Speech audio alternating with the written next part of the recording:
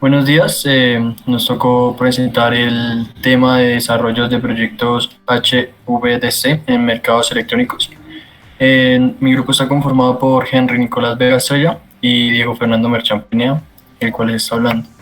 Los temas que vamos a estudiar con el paper que escogimos son qué es un HVDC, cuáles son sus costos, los proyectos hidroeléctricos que hay, las iniciativas para este proyecto y la disponibilidad, las cuales tenemos para hacer estos proyectos y qué tan fiables son. Ok, Listo. inicialmente hay que hablar de lo que son el aspecto HVDC. Primero son las corrientes de alta tensión, que por sus siglas en español, en las siglas en inglés es High Voltage DC Current.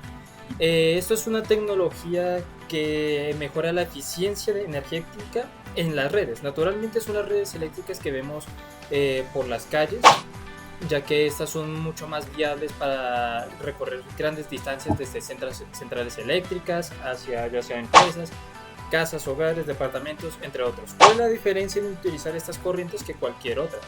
Es que estas tienen unas pérdidas bastante bajas que son del 5%.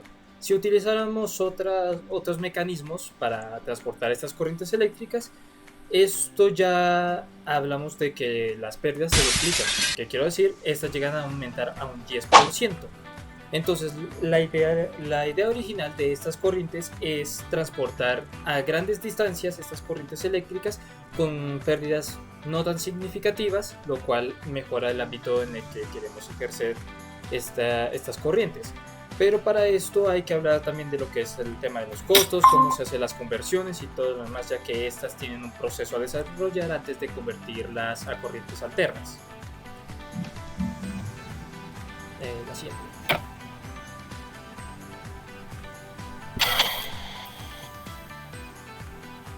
La siguiente. Ok. Entonces, no antes.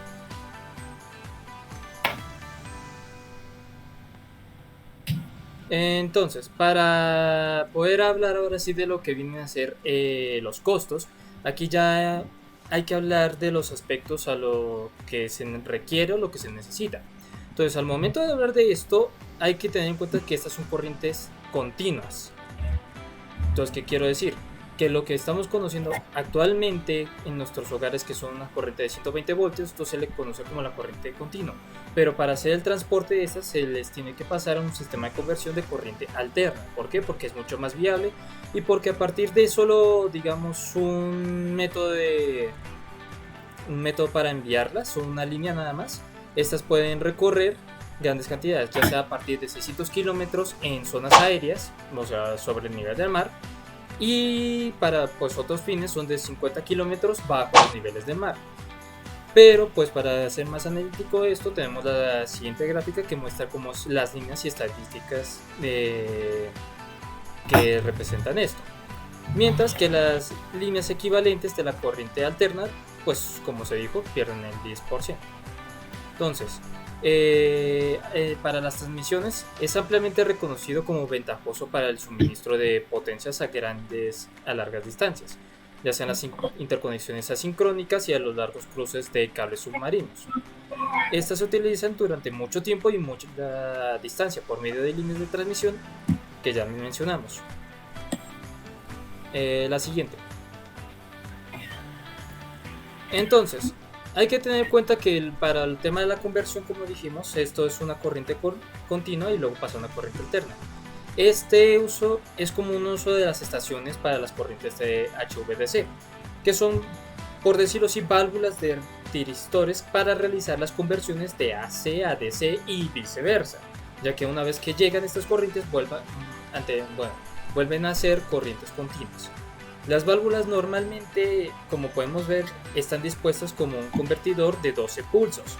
Estas válvulas están conectadas al sistema de corriente alterna mediante un transformador convertidor. Este convierte la de 12 pulsos y produce corrientes armónicas impares. En el lado de la corriente alterna, es decir, va entre los 11, 13, 23, 25, 37, 35, 37 y así sucesivamente. Se impide que estos armónicos entren en el sistema de red de las corrientes alternas proporcionando los filtros armónicos de las corrientes.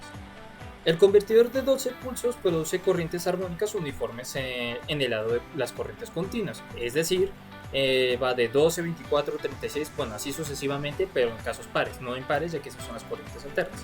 Esto evita que estos armónicos paren entre las líneas aéreas al proporcionar estos filtros de las corrientes.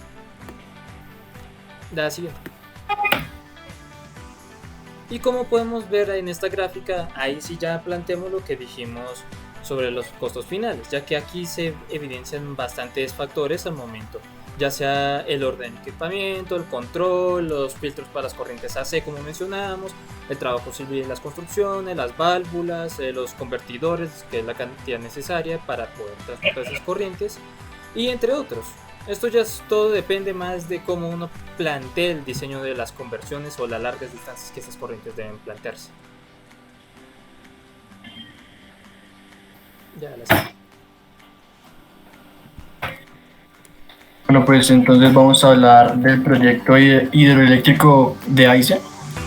Pues en este proyecto se habla que Edensa y Colbún, son dos empresas, están pensando o van a construir 5 centrales en la Patagonia chilena.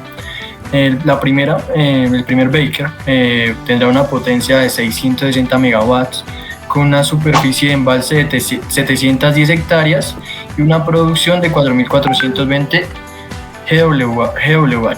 El Baker 2 pues tendrá una potencia un poquito inferior de 360 megawatts, una superficie de embalse superior de 3.600 hectáreas, y pues ya después de estos se crearán 3 Pascuas, los cuales se pondrán a 460 megawatts, a 770 megawatts y a 500 megawatts. Como podemos ver en la imagen, primero en Santiago pues se instalará como la central CCN, luego un poquito más hacia allá se instalarán 2 tramos aéreos.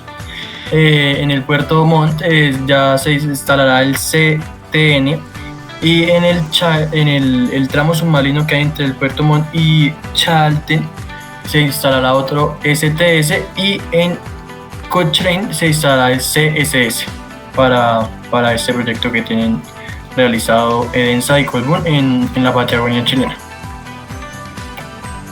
Luego de esto tenemos las iniciativas que están vigentes en Chile. Tenemos como primera la línea Kimal, que tendrá 2.000 watts y 1.500 metros, la primera que vemos acá. La segunda es la línea A-Hauer, la cual tendrá una potencia de 2.000 megawatts con una distancia de 500 kilómetros. La tercera será la línea Encuentro Chile, la cual tendrá una potencia de 2.000 megawatts y una distancia de 600 kilómetros. Así seguimos con la cuarta, la cual es entre BTB Andrés y Salta, la cual tendrá una potencia de 600 megawatts. Y por la última que vemos acá es la que une a la Parinacota y a Tacna, la cual tendrá una potencia de 200 megawatts. Luego de esto podemos ver el proyecto que hay en La Guajira, el cual es como una opción de HVDC en La Guajira, la cual se piensa hacer a 620 kilómetros, o sea que tenga una distancia de 620 kilómetros la línea, y que tenga 2 subestaciones colectoras AC cada una. También que tenga esas estaciones, unas estaciones convertidoras entre AC DC, y que estas sean superiores la potencia a 2.000 watts. Pero pues para esto es necesario, pues según los ingenieros, como equipos adicionales para corto. Y pues ya son como las propuestas que se tienen de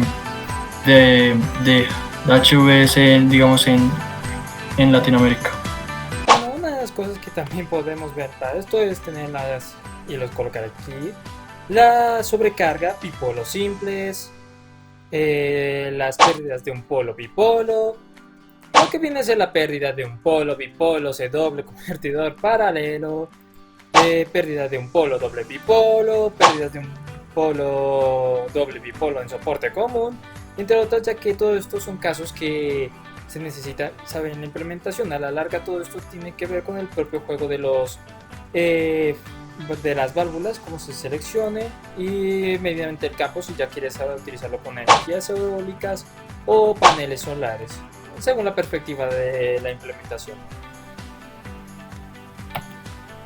Y pues ya acá tenemos unas recomendaciones que nos dan como los ingenieros que están planteando estos proyectos, el ingeniero que planteó el paper, las cuales dicen hacer suficiente ingeniería conceptual para explorar diversas opciones de estructura del circuito principal HVDC y troncal del SIN para satisfacer las diversas partes interesadas. Luego es preparar los requisitos de desempeño del enlace conforme a la estructura óptima del enlace, pues para que no hayan pérdidas entre el camino y a la vista del código de red actual. También nuevas tecnologías de generación y modificaciones necesarias, o sea, que vayamos utilizando las nuevas tecnologías que salgan para modificaciones, digamos, entre conversores AC/DC o cosas así, para pues hacerlo como más sofisticado. Y también hacer estudios sistemáticos, estáticos y dinámicos para validar las alternativas de control HVDC. Es un control del CEP. Muchas gracias y nos vemos a la próxima. ¡Adiós!